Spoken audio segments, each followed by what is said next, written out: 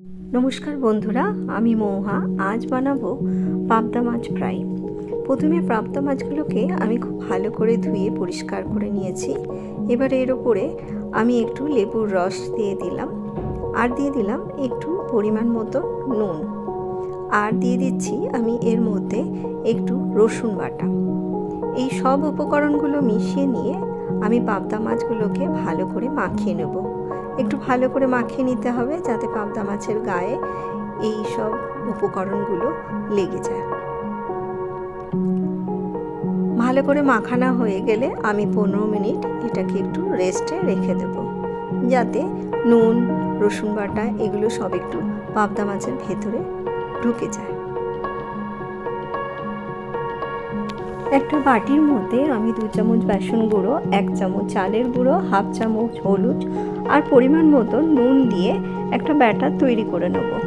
প্রথমে শুকনো উপকরণগুলোকে আমি ভালো করে মিশিয়ে নেব, তারপরে জলের সাহায্যে আমি একটা ব্যাটার তৈরি করে নেব।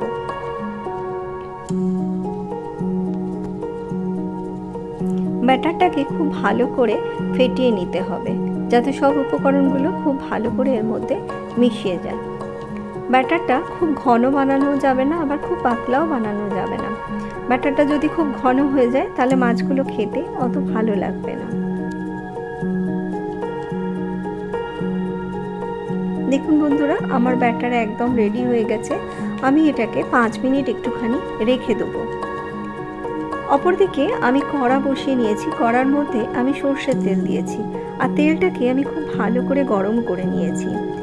এবার একটা একটা করে পাবদা মাছ আমি ব্যাটারে ডুবিয়ে গরম তেলে ফ্রাই করে নেব। এখানে তেলটাকে খুব ভালো করে গরম করে নিতে হবে, নাহলে মাছ তেলের মধ্যে চিটিয়ে যাওয়ার খুব সম্ভাবনা থাকে। আর মাছগুলোকেও খুব ভালো করে ব্যাটারের মধ্যে ডুবিয়ে নিতে হবে। আমার একটা পিঠ মাছের একদম ভাজা হয়ে গেছে। এবার আমি উল্টে দিয়ে অপর পিঠটাও ভেজে নেব। এখানে উল্টানোর সময় আপনারা চাইলে একটা চামচ বা স্পুন ব্যবহার করতে পারেন, তাহলে উল্টাতে অনেক সুবিধা হবে। আপনারা দেখেই বুঝতে পারছেন যে মাছটা কত মুচমুচে তৈরি হয়েছে।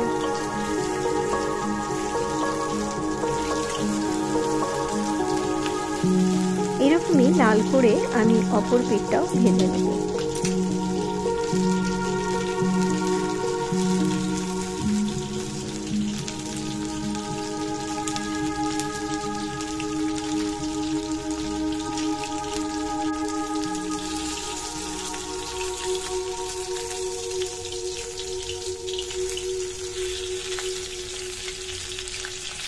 দেখুন আমার দুটো পিঠই মাছের একদম লাল করে ভাজা হয়ে গেছে।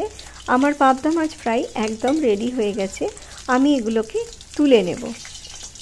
বন্ধুরা, আমার রেসিপিটি যদি আপনাদের পছন্দ হয়ে থাকে তাহলে অবশ্যই আমার কথা চ্যানেলটিকে সাবস্ক্রাইব করে একটা লাইক করে দেবেন।